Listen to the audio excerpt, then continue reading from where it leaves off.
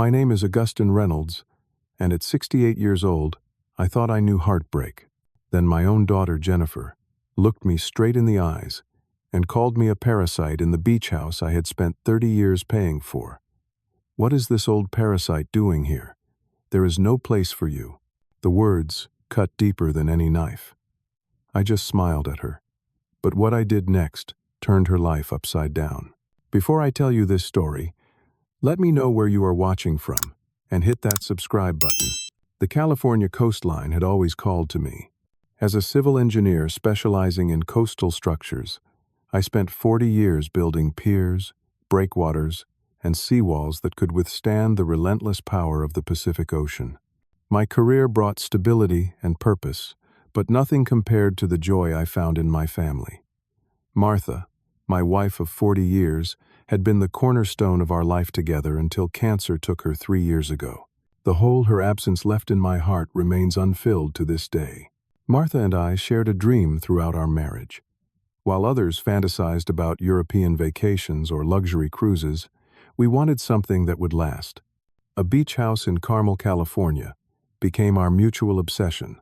For 15 years, we saved every spare dollar, cutting corners on vacations and driving modest cars, while our friends upgraded to newer models.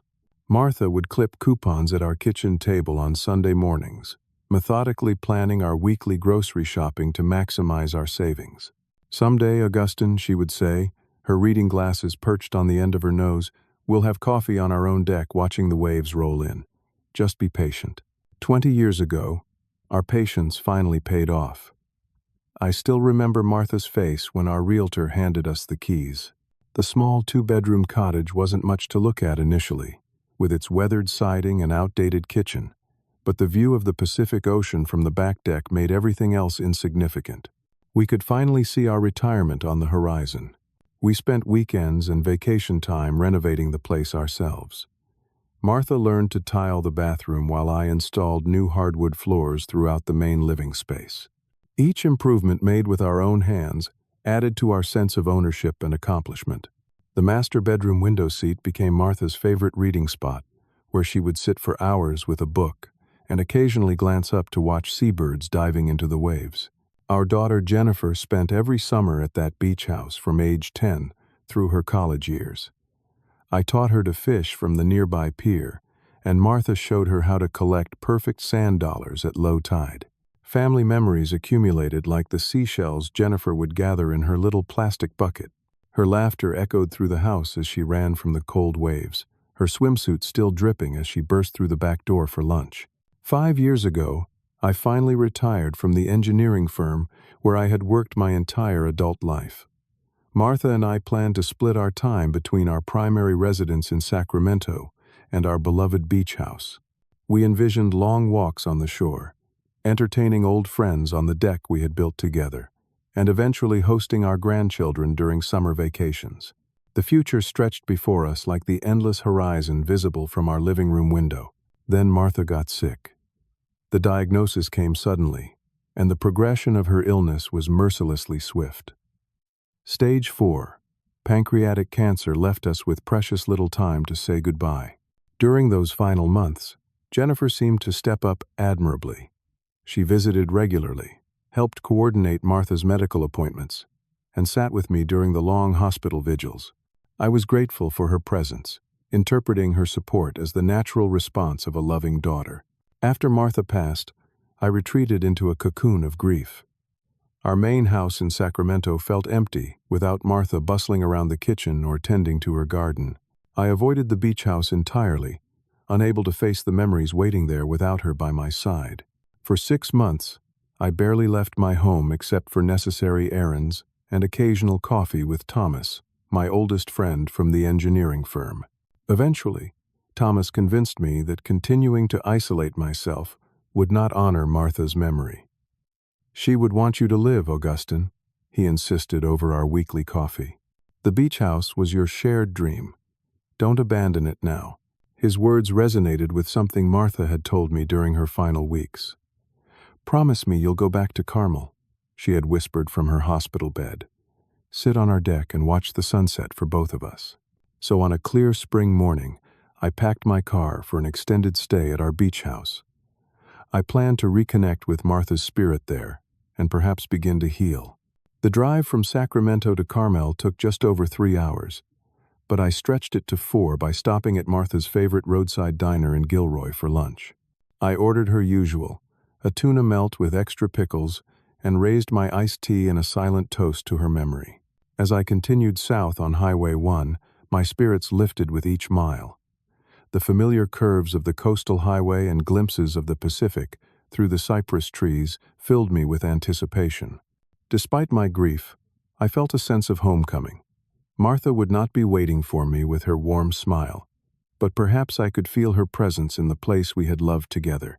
Little did I know that instead of the peaceful homecoming I anticipated, I was driving straight into a confrontation that would shake the foundation of my relationship with my only child and force me to stand up for myself in ways I never imagined necessary. The coastal fog had just begun to lift when I turned onto the private road leading to our beach house. The familiar drive wound through a grove of cypress trees before opening, to reveal the stretch of coastline where our cottage perched above the shoreline. As the house came into view, something immediately felt wrong. 2 unfamiliar vehicles sat in the driveway, a black SUV and a red sedan that I had never seen before. For a moment, I thought I had somehow taken a wrong turn, but the blue mailbox with Reynolds painted on the side confirmed I was at the right place. Drawing closer, I noticed other disconcerting details. A collection of brightly colored plastic toys littered the front porch. The curtains visible through the front windows were not the seafoam green ones Martha had sewn herself, but heavy burgundy drapes that blocked most of the natural light. Someone had replaced the cheerful welcome mat with an impersonal gray one bearing no message. My confusion mounted as I parked behind the unknown vehicles. With growing unease, I retrieved my suitcase from the trunk and approached the front door. The key slid into the lock as it always had, confirming once again that this was indeed my property. The door swung open to reveal an interior I barely recognized. The cozy coastal decor that Martha had carefully curated over the years had been replaced by sleek, modern furniture in stark white and black. Our family photos no longer adorned the walls, replaced instead by abstract art pieces that felt cold and impersonal. Before I could process these changes, Jennifer emerged from the kitchen. Her initial expression of shock quickly transformed into something I had never seen directed at me before, a hard, defensive hostility that made my heart sink. Behind her stood her husband Brian, his muscular arms crossed over his chest in a clearly confrontational stance. The pounding of little feet announced the presence of their 3 children, who raced into the room and then stopped abruptly at the sight of their grandfather standing bewildered in the entryway. "Dad?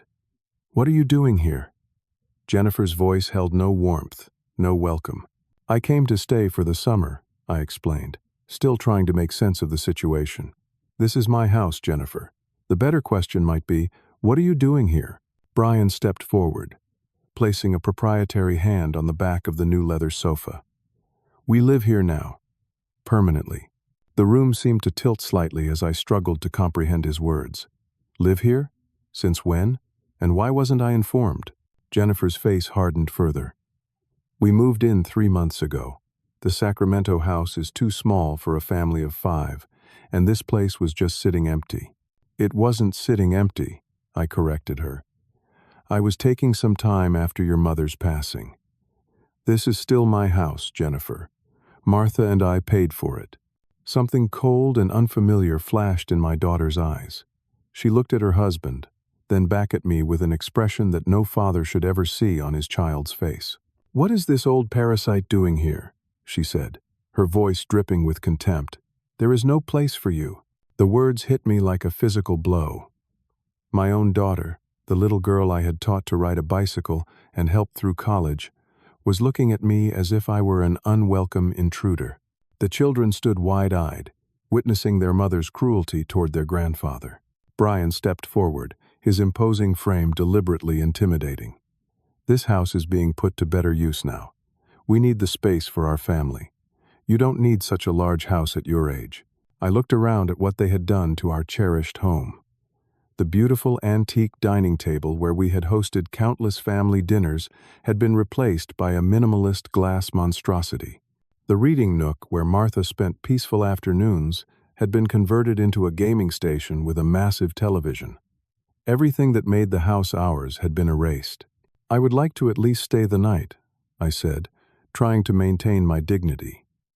"It's been a long drive, and I need time to figure things out." Jennifer shook her head dismissively. "There's no room. The second bedroom is for the kids, and we're using the master. I can drive you to a hotel if you can't manage yourself." Can't manage myself. The implication that I was somehow incompetent stung almost as much as the rejection itself. I stood in the entryway of my own home, being treated like an unwanted burden by the daughter I had raised and loved unconditionally. Despite the turmoil inside me, I kept my expression neutral. Decades of professional negotiations had taught me the value of maintaining composure in difficult situations. I would not give them the satisfaction of seeing me break down, nor would I escalate the confrontation in front of my grandchildren. "I see," I said calmly. "In that case, I'll make other arrangements." I set down my suitcase and walked over to the mantel, where a single photograph of Martha had survived their redecorating purge. I took it, tucked it carefully into my jacket pocket, and picked up my suitcase again. "We'll need to discuss this situation properly, Jennifer. I'll be in touch." As I walked back to my car, I felt their eyes on my back. No offers to help with my luggage, no suggestions of where I might stay, no acknowledgement of the shocking nature of their behavior. Just cold silence as I placed my suitcase in the trunk and got behind the wheel. That night, I slept in my car at a highway rest stop 20 miles south of Carmel, unable to process the magnitude of the betrayal I had experienced. The photograph of Martha rested on the dashboard, her smile illuminated by occasional headlights from passing vehicles. I felt adrift, cut loose from both my past and my future, in a single devastating encounter.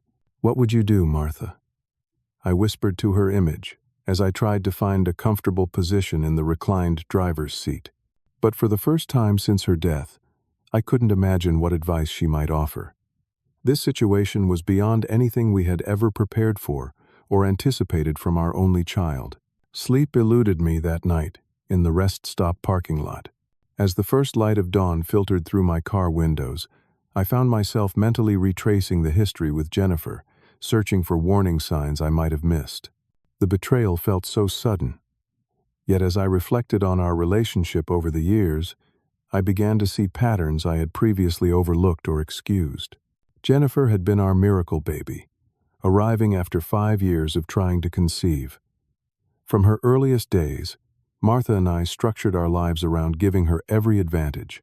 I worked overtime throughout her childhood to afford the best private school in Sacramento, believing a quality education would set her up for success. Weekends that I could have spent relaxing were instead devoted to driving Jennifer to soccer tournaments, piano recitals, and academic competitions. Martha and I never resented these sacrifices, seeing them as investments in our daughter's future.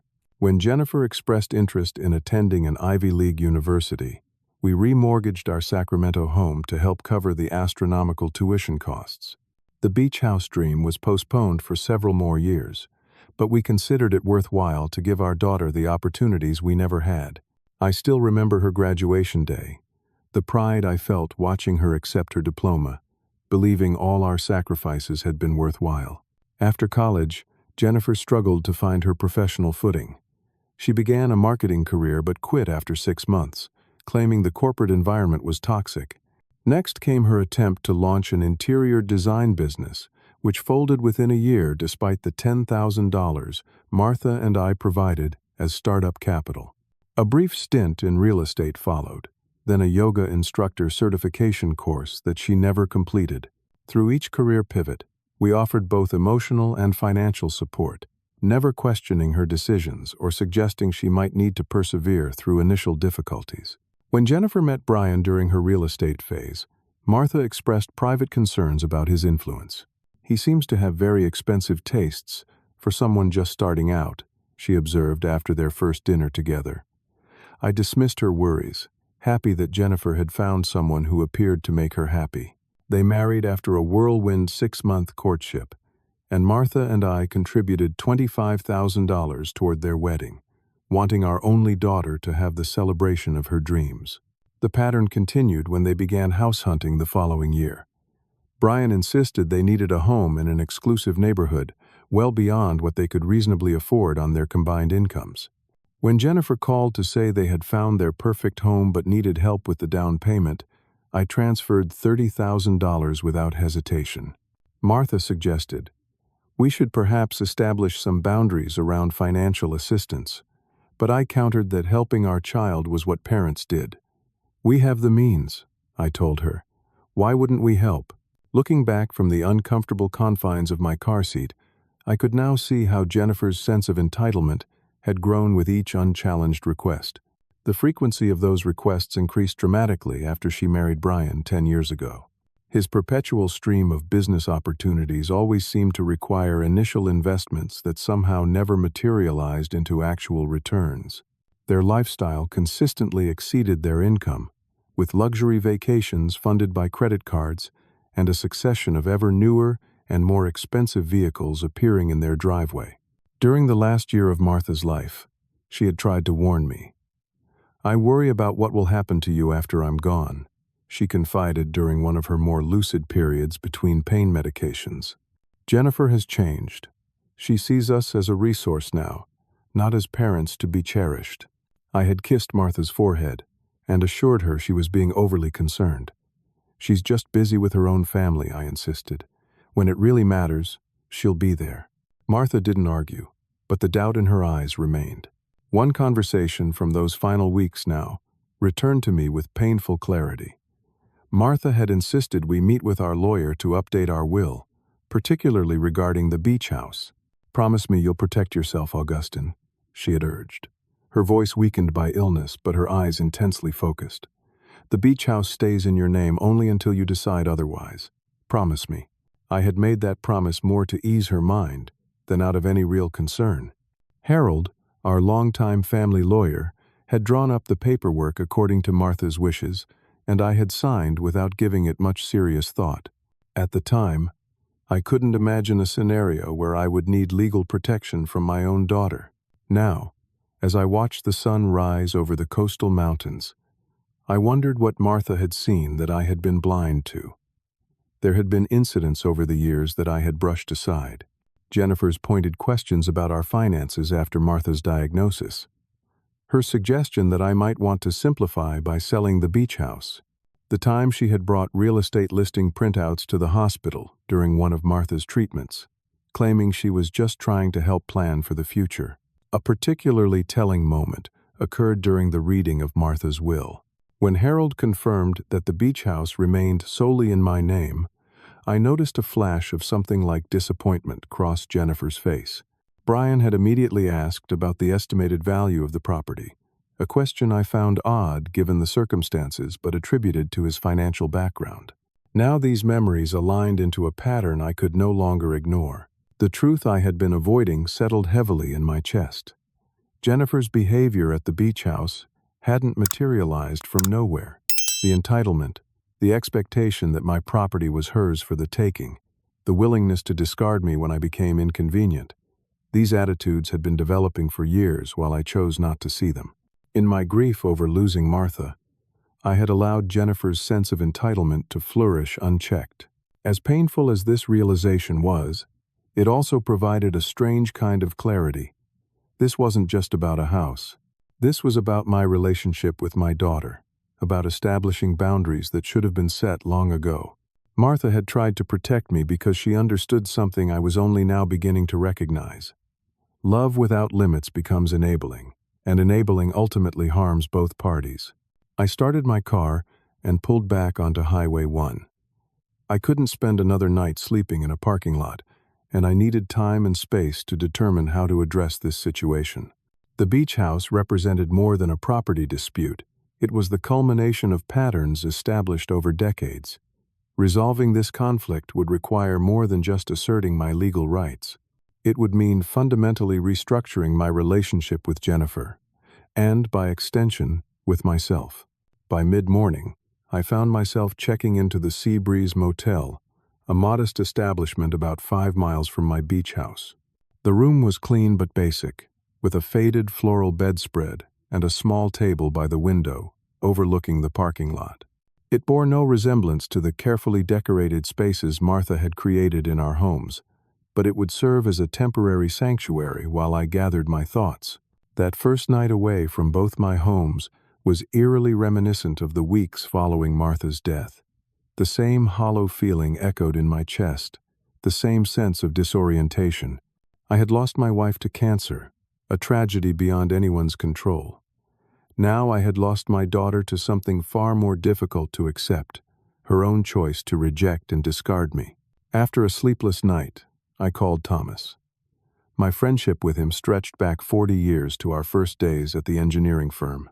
He had stood beside me at my wedding, visited Martha in the hospital regularly during her illness, and checked on me faithfully in the months since her passing. "Augustine, where are you calling from? I thought you were heading down to the beach house," he said, his voice carrying the comfortable familiarity of decades of shared experiences. The entire story poured out of me, my voice occasionally breaking as I recounted Jennifer's cruel words and actions. Thomas listened without interruption until I finished. "I'm so sorry, Augustine. No parent should ever experience that kind of treatment from their child," he said finally. "Where are you staying now?" When I told him about the motel, he immediately objected. "That's ridiculous. I have a perfectly good guest room in my San Francisco apartment. Pack your things and come stay with me until we figure this out." His invitation provided a lifeline I desperately needed. 3 hours later, I was settling into Thomas's spare bedroom with a view of the Golden Gate Bridge in the distance. The change of scenery and his steadying presence helped clear my head and begin to consider my options rationally. Over dinner that evening, Thomas offered both practical advice and emotional support. "You need to approach this on 2 fronts," he said, pouring us each a glass of the Cabernet we had enjoyed together for decades. "Legally, you're on solid ground. The house is yours, period. But emotionally, this is going to be complicated. Jennifer is still your daughter." "I keep asking myself where I went wrong," I admitted. "How did she become someone who could treat her own father this way?" Thomas shook his head firmly. "You didn't create this, Augustine. You and Martha were exemplary parents. Jennifer has made her own choices as an adult, influenced by Brian and whatever else is going on in their lives."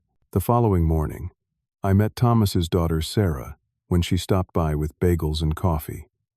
At 37, she was a successful architect who had established her career through hard work and determination. The warm, respectful way she interacted with her father provided a painful contrast to my own situation. After she left, Thomas noted my pensive mood. "Thinking about Jennifer? I was comparing your relationship with Sarah to what's happened with Jennifer," I admitted. "You two seem to have such mutual respect." Thomas nodded thoughtfully. "Sarah and I have had our differences over the years. The difference is that we established boundaries. When she wanted to drop out of college her sophomore year, I told her I respected her choice but wouldn't continue paying for her apartment. She decided to stick it out, and now thanks me for not making it too easy to quit." His words resonated with my growing realization that I had failed to set necessary boundaries with Jennifer. My unquestioning financial support and reluctance to confront problematic behavior had contributed to her sense of entitlement. That afternoon, I called Martha's sister Catherine, who lived in Portland. Martha had been close to her sister, often confiding in her about family matters. I wondered if she might have insights I lacked. "Augustine, I've been worried about this for years," Catherine said after hearing my situation. "Martha called me about 3 months before she passed. She told me Jennifer had been asking questions about selling the beach house, suggesting you wouldn't be able to maintain it alone. This revelation stunned me. Martha never mentioned that to me. She didn't want to add to your burden while she was sick," Catherine explained. "But she was concerned enough to call Harold about changing the will to protect you." This new information strengthened my resolve to investigate further before confronting Jennifer again. With Thomas's encouragement, I began researching elder abuse and financial exploitation online. The patterns I read about matched aspects of my situation with disturbing accuracy. Adult children taking over property, isolating their elderly parents, creating narratives about declining competence to justify their actions. These were common tactics described in the articles I found. Though I was still vigorous and mentally sharp at 68, I recognized that Jennifer might attempt to portray me as confused or incapable of managing my affairs. I needed to protect myself both legally and personally. My emotional journey during those days in San Francisco traversed the full spectrum of reactions. Initial shock gave way to profound grief, not just for the loss of my home, but for the daughter I thought I knew. Anger followed, burning hot, and then cooling into a steely determination. I had spent my career solving complex structural problems. This situation, though painful and personal, required the same methodical approach. By the end of the week, I had moved beyond the emotional devastation of Jennifer's betrayal and begun formulating a strategic response. Thomas observed the change in my demeanor with approval. "You're starting to look like the Augustine Reynolds I know," he commented over breakfast one morning. "The one who redesigned the Monterey breakwater after everyone else said it couldn't be done." I managed a small smile at the memory of that professional challenge. "This is different. This is family." "Yes," Thomas agreed, "but it still requires the same strength and clarity of purpose. Jennifer has taken advantage of your grief and good nature. Standing up for yourself isn't just about reclaiming your property. It's about protecting your dignity and the legacy you and Martha built together." His words crystallized something important for me. This wasn't just about a house, or even about Jennifer's betrayal.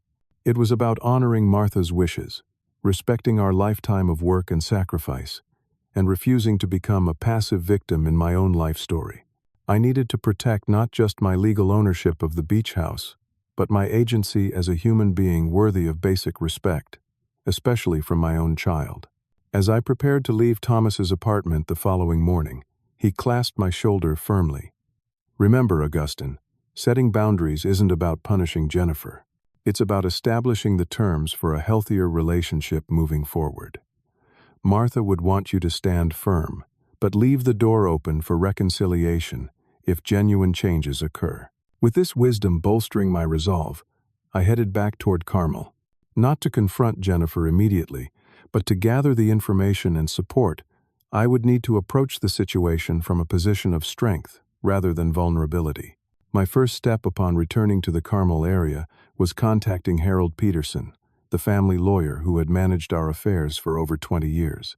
Harold had helped draft both Martha's will and our estate plans, and I trusted his judgment implicitly. His office was in Monterey, just a short drive from where I was now staying, at an extended stay hotel that offered weekly rates.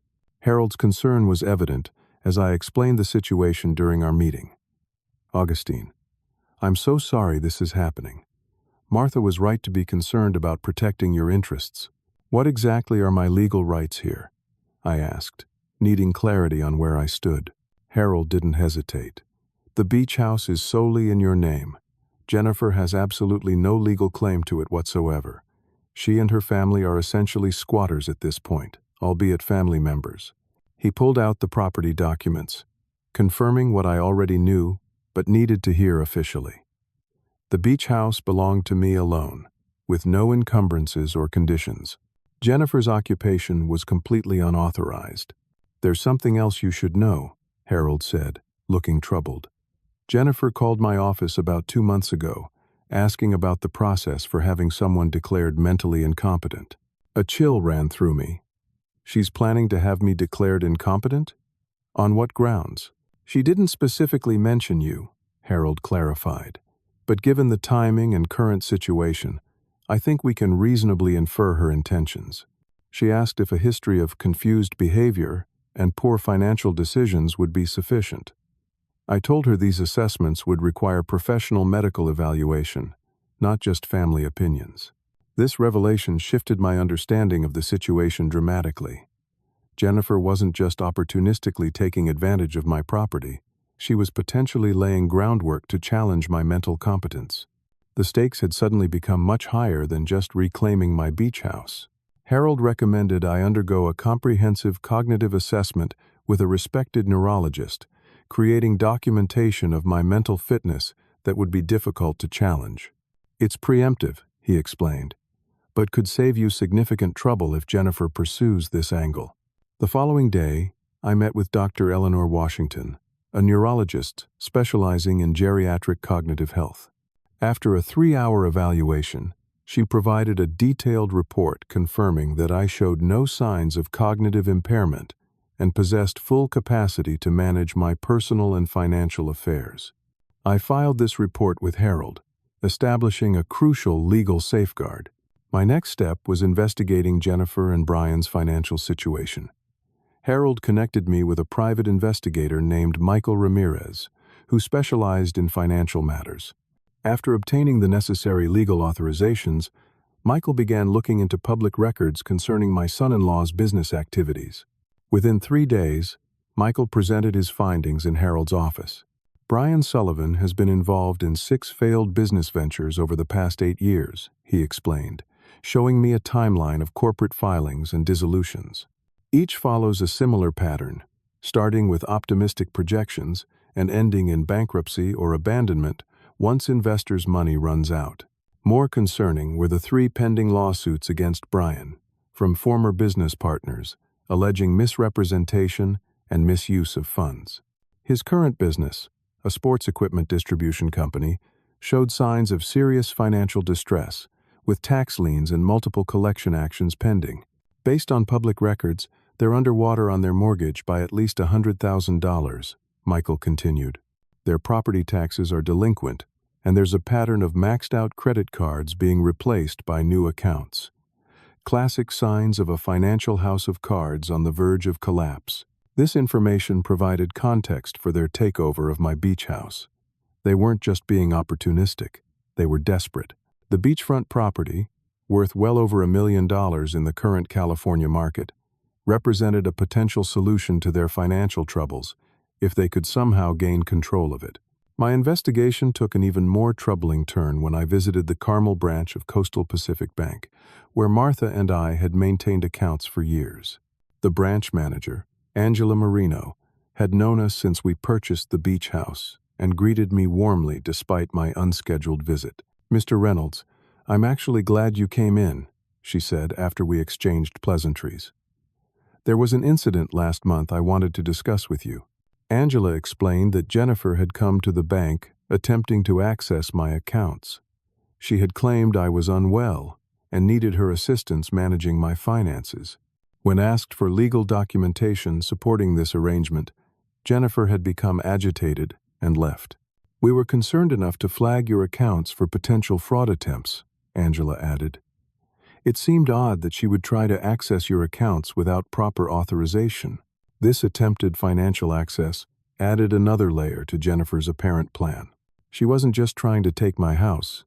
She was potentially aiming for control of all my assets under the guise of helping an allegedly incapacitated parent. Following this disturbing discovery, I drove to the neighborhood near my beach house and spoke with Albert Garcia, the retired teacher who lived next door. Albert and his wife had been friendly with Martha and me for years, often joining us for barbecues on summer evenings. "Augustine, I wondered when you'd show up," Albert said, ushering me into his living room. Something didn't seem right about the situation. According to Albert, Jennifer and Brian had told neighbors that I had gifted them the beach house because I could no longer maintain it after Martha's death. They had described me as struggling with grief and finding the house too difficult to visit. Some neighbors had even been shown paperwork that Jennifer claimed documented the transfer, though no one had examined these documents closely. Most alarmingly, Albert mentioned seeing a real estate agent visiting the property twice in recent weeks. They were measuring the lot and taking photos, he reported. When I asked, Jennifer said they were just getting an insurance appraisal, but it looked like more than that to me. I thanked Albert for his observations and asked him to contact me if he noticed any further suspicious activities, particularly regarding real estate professionals. My final investigative step was checking my credit report. With Harold's assistance, I discovered 3 recent credit card applications submitted in my name, though fortunately, all had been rejected due to identity verification failures. The applications had been submitted from an IP address that Michael traced to the vicinity of my beach house. This evidence of potential identity theft completed the emerging picture. Jennifer and Brian appeared to be executing a multi-pronged strategy. Occupy my property, establish a narrative of my mental decline, attempt to gain control of my financial accounts, and possibly leverage my good credit for their benefit. The systematic nature of these efforts suggested deliberate planning rather than impulsive opportunism. Over the next few days, Harold and I methodically documented everything we had discovered. We compiled financial records, witness statements, the neurological evaluation, bank incident reports, and property documents into a comprehensive file. If legal action became necessary, we would be thoroughly prepared. "What do you want to do next, Augustine?" Harold asked after we reviewed the complete file. "We have grounds for immediate eviction proceedings if you want to pursue that route." The question gave me pause.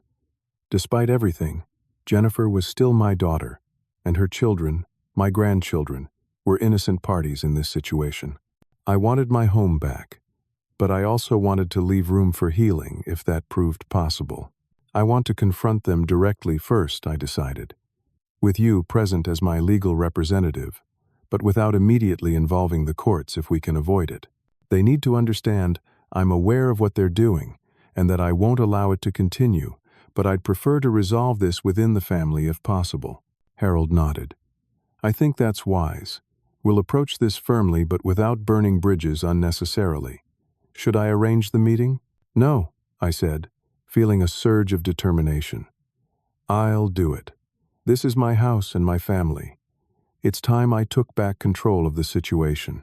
That evening, I called the beach house phone number.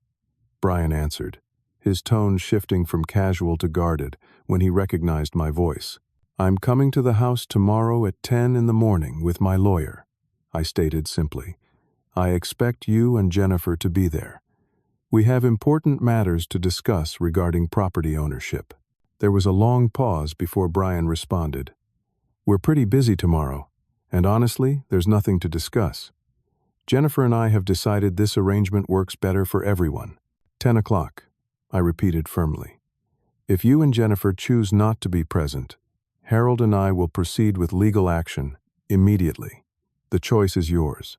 I ended the call before he could object further. For the first time since discovering Jennifer's betrayal, I felt a sense of agency returning. With Martha's memory fortifying my resolve and the truth firmly documented, I was ready to stand up for myself and the life Martha and I had built together. The morning arrived with a crystalline clarity, typical of Carmel summers. As Harold and I drove toward the beach house, the Pacific Ocean stretched to the horizon in shimmering blue, a view that had once brought me unalloyed joy. Today, that beauty was overshadowed by the emotional confrontation awaiting me, but I felt prepared in a way I hadn't during my first shocking encounter with Jennifer. Harold parked his Mercedes behind the now familiar black SUV in the driveway.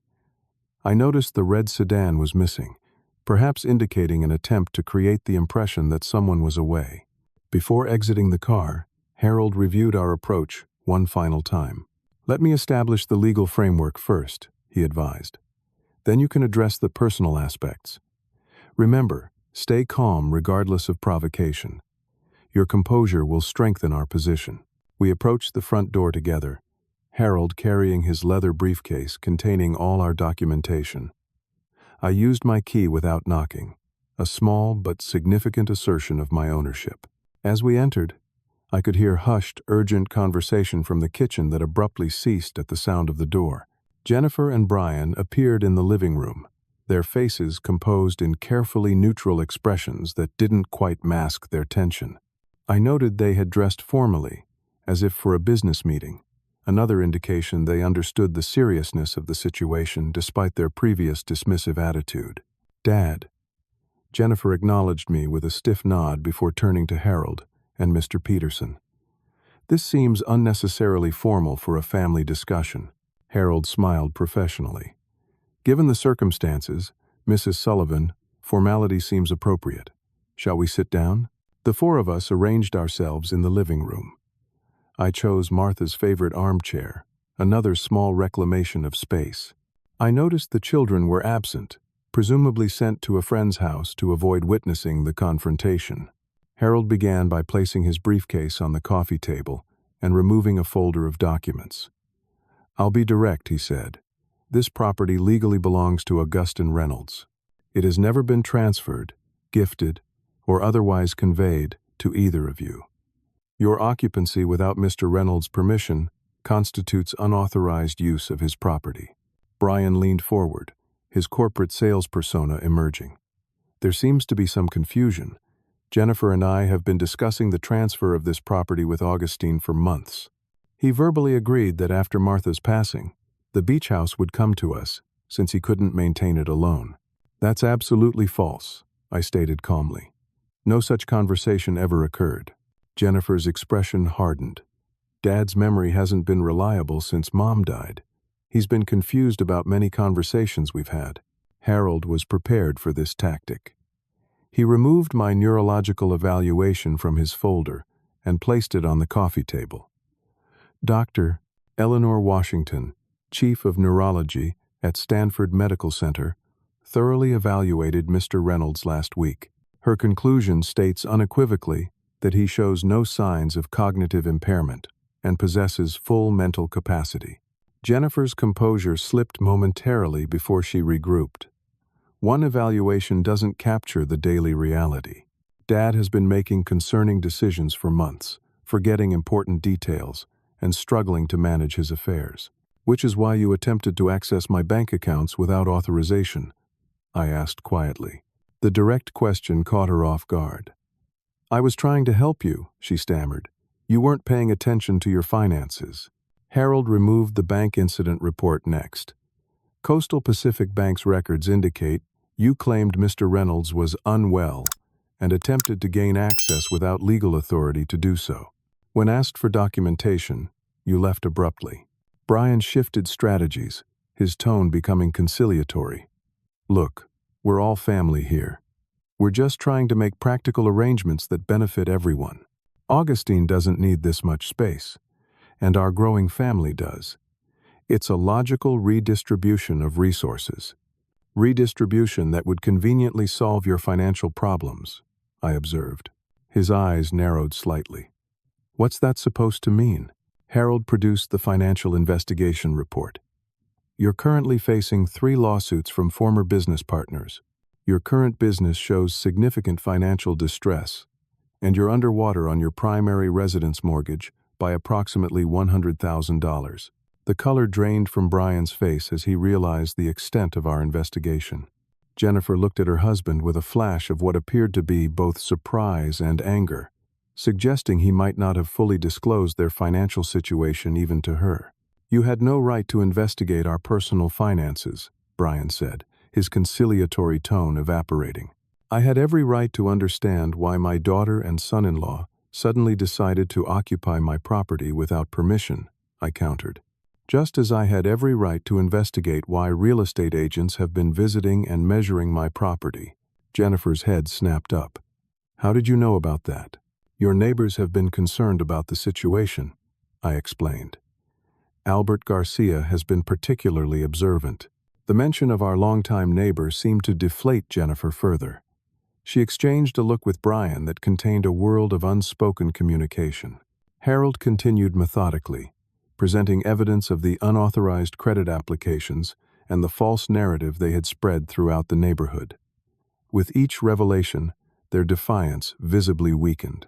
Finally, I felt it was time to address the personal dimension of their betrayal. "Jennifer, beyond the legal issues, I need to understand how you could treat your father this way. After everything your mother and I did for you throughout your life, how could you call me a parasite in the home we worked decades to afford?" For the first time, shame flickered across her face. "We were desperate," she admitted quietly. "Brian's business was failing. We were drowning in debt, and the kids' private school was threatening to expel them if we couldn't catch up on tuition. The house seemed like a solution. You have your Sacramento home, and you weren't even using this one. So you decided to take it," I said, not as a question but as a statement of fact. Brian attempted to regain control of the narrative. We can discuss having Augustine evaluated by other doctors. One neurological assessment doesn't tell the whole story. Harold shook his head. Mr. Sullivan, pursuing that avenue would be ill-advised. We have comprehensive documentation of Mr. Reynolds' mental competence from multiple sources. Any attempt to challenge his capacity would likely be viewed by the courts as a bad faith effort to gain control of his assets. What are you going to do? Jennifer asked, finally acknowledging the reality of their situation. Evict your own daughter and grandchildren? It was the question I had been wrestling with since discovering their betrayal. Despite everything, I couldn't entirely harden my heart against my only child and her children. Martha would have wanted me to leave room for redemption, even while standing firm on boundaries. That depends entirely on your next steps, I replied. Harold has prepared eviction papers, which we're prepared to file today, if necessary. However, I'm willing to consider an alternative arrangement under very specific conditions. Both Jennifer and Brian leaned forward, suddenly attentive. First, you must acknowledge in writing that this property belongs solely to me and that you have no claim to it whatsoever, I began. Second, you will need to undergo financial counseling with a professional of my choosing, at my expense, to address the root causes of your financial difficulties. Brian started to object, but Jennifer silenced him with a sharp look. Third, I continued, there will be no further attempts to access my financial accounts or apply for credit in my name. Any such attempts will result in immediate legal action. Fourth, you will correct the false narrative you've spread among the neighbors about my mental state and the ownership of this property. I paused to let these conditions sink in. If you agree to these terms, I'll allow you to remain here temporarily while you work with the financial counselor to stabilize your situation and find suitable housing within your means. During that time, I will reclaim the master bedroom, and we will establish clear boundaries regarding shared spaces. The ultimatum hung in the air between us. Brian looked ready to argue, but Jennifer placed a restraining hand on his arm. And if we don't agree? She asked. Harold answered this question.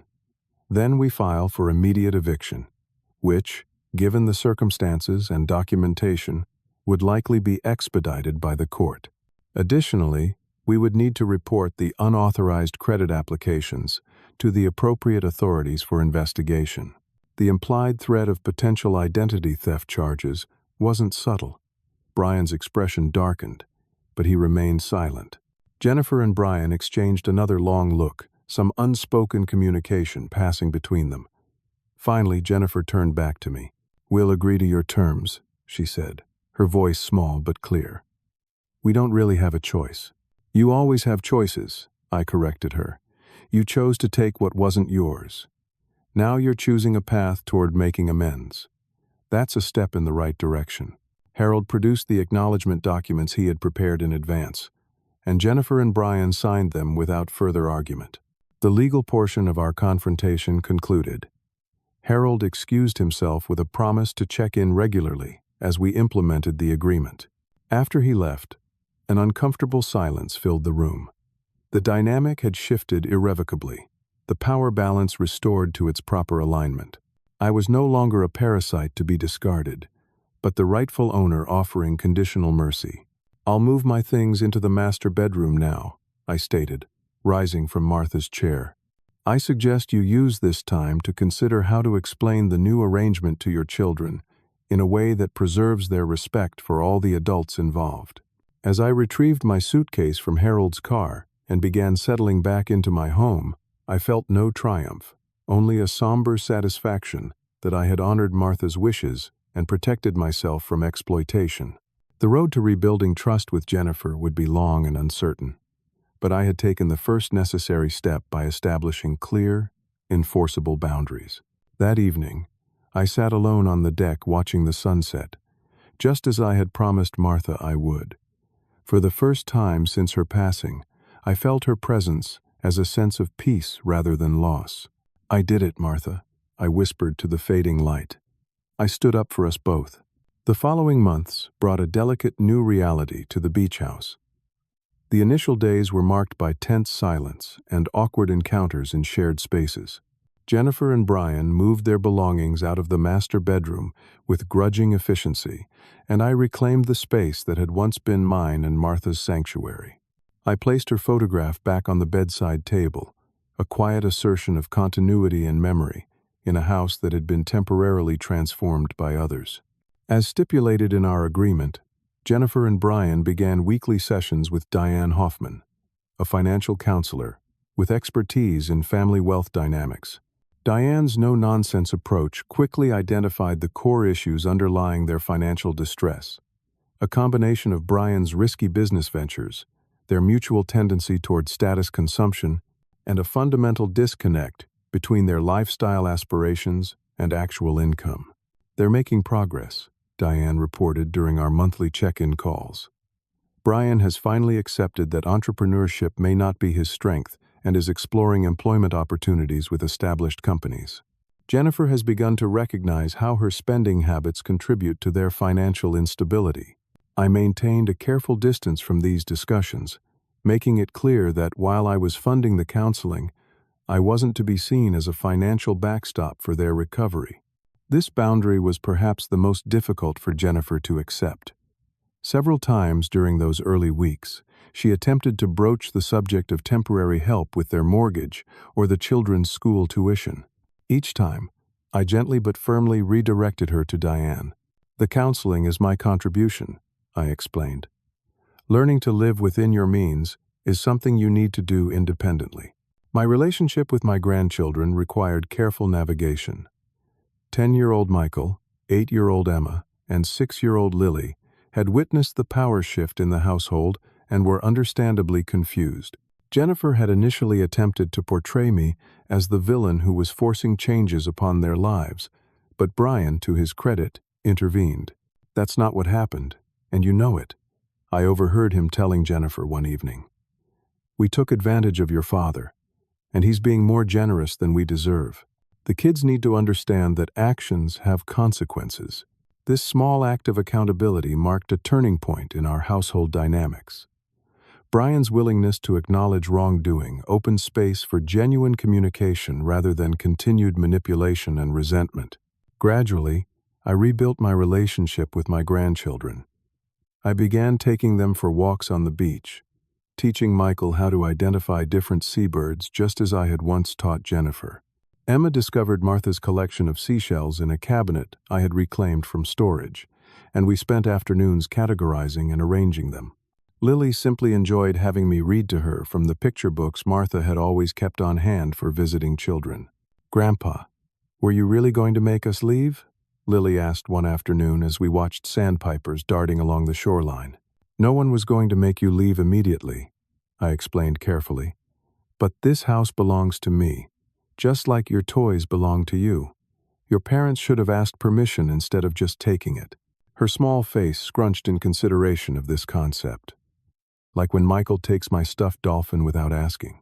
"Something like that," I agreed, "except much more serious because houses are very important and expensive." These simple conversations helped restore truth and clarity to a situation that had been clouded by adult deception. The children gradually adapted to the understanding that the beach house was primarily my home, where they were welcome guests rather than entitled occupants. After 3 months of financial counseling, Jennifer and Brian presented me with a realistic plan for their future housing. They had decided to sell their over-leveraged primary residence and relocate to a more affordable community 30 miles inland, where Brian had secured a promising position with an established sporting goods distributor. "It's not as prestigious as running my own company," Brian admitted during the family dinner where they announced their plan, "but the steady income and benefits will give us stability we haven't had in years." Jennifer added, "The house we're looking at is smaller, but the school district is excellent, and we'll actually be able to afford the mortgage."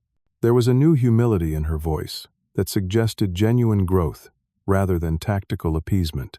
I supported their plan while maintaining appropriate boundaries. I offered to help with moving expenses, but not with the down payment on the new house. I suggested furniture from my Sacramento home that they could use, but made it clear the beach house furnishings would remain in place.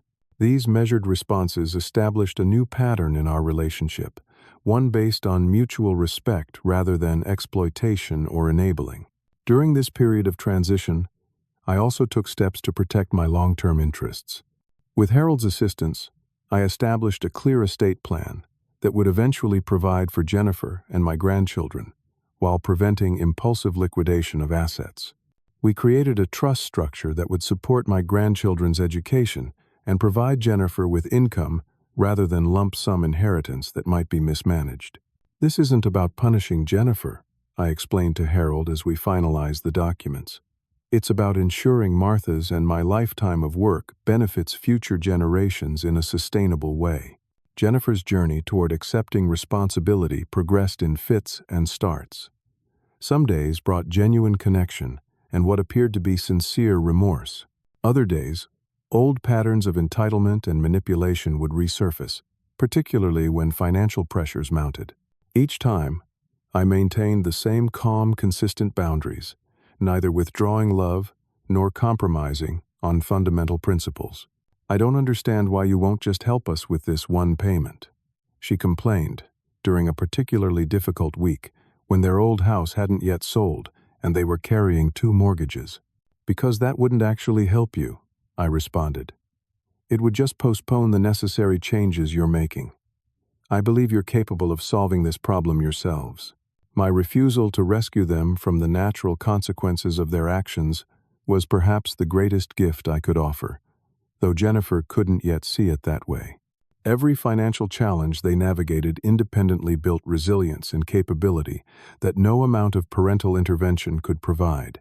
By the 6-month mark, Jennifer and Brian had closed on their new, more modest home and were preparing to move. Their financial situation remained tight, but was now sustainable rather than spiraling. More importantly, they were beginning to build the skills and habits that would prevent similar crises in the future. On their final evening at the beach house, after the children had gone to bed, Jennifer approached me as I sat on the deck watching the waves. "I don't know if I can ever properly apologize for what we did," she said, taking the chair next to mine. "Not just moving in without permission, but the things I said to you. Calling you a parasite in your own home. I don't know where that person came from, but I'm ashamed of her." "We all have versions of ourselves we're not proud of," I replied, thinking of times I had enabled her harmful patterns out of misguided love. "The question is whether we learn from them." Jennifer nodded, gazing out at the darkening ocean. "Mom would have been so disappointed in me." "Perhaps initially," I acknowledged. "But Martha always believed in redemption. She would be proud of the steps you're taking now." We sat in silence for several minutes, the rhythmic sound of waves filling the space between us. Finally, Jennifer spoke again. "Will you come visit us once we're settled? The kids would love to have you over for Sunday dinners sometimes." "I'd like that," I said sincerely. "Not as a financial advisor or safety net, but as your father and their grandfather." The next morning, I helped them load the last of their belongings into their vehicles. As they prepared to depart, I handed Jennifer a small wooden box that Martha had kept on her bedside table. "Your mother would want you to have this," I told her. Inside was a collection of family photographs spanning decades, carefully preserved by Martha throughout her life. Jennifer's eyes filled with tears as she lifted a picture of herself as a small girl, building a sandcastle with Martha on this very beach. "Remember who we really are," I said quietly. "Not the people who let fear and greed drive their decisions, but the family who built sandcastles together." After they drove away, I walked through the now quiet house, finally able to fully reclaim the space Martha and I had loved. The confrontation and its aftermath had been painful, but necessary not just for protecting my property rights, but for restoring integrity to our family relationships. By refusing to accept disrespect and exploitation, I had actually opened the door to genuine healing rather than continued dysfunction.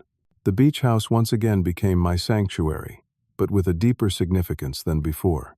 It now represented not just the dream Martha and I had built together, but my personal journey towards setting healthy boundaries and standing up for myself in her absence. The painful lessons of the past year had transformed me from a grieving widower, vulnerable to exploitation, into a man capable of compassionate firmness and clear-eyed love. As the seasons changed, Jennifer and her family settled into their new reality. Our relationship slowly rebuilt on a foundation of mutual respect rather than financial dependency. Sunday dinners at their more modest home became a genuine pleasure rather than an occasion for veiled requests or manipulation. The grandchildren thrived in an environment where adults modeled accountability and honest communication. The most profound lesson from this difficult chapter was the understanding that true love requires both compassion and boundaries. By establishing clear expectations and refusing to enable harmful behaviors, I had actually demonstrated deeper care for Jennifer than my previous pattern of unquestioning financial support. Martha had tried to teach me this before her passing. It took nearly losing our beach house for me to fully grasp what she had understood all along. In the end, the beach house remained where it belonged, in my name as Martha had wished.